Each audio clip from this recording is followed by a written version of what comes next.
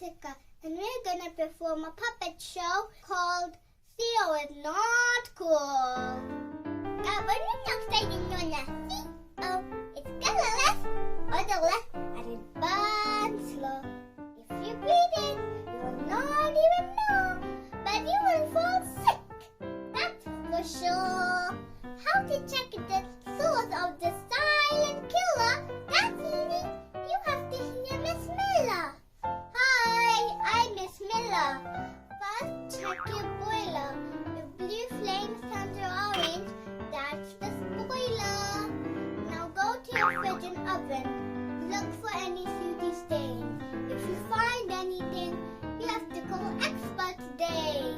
Thanks, Miss Miller. That's good to know. But how can we save us from deadly CO? First things first, don't panic. Call an engineer. He will find the leak. Second things second, remain calm. You need to install a CO alarm. Third things third, be very clever. Clever thing of appliance that should be regular. Wow, that's so cool! Thanks, Miss Miller. Now that we all know how to defeat silent killer, we have to remain cautious all the time.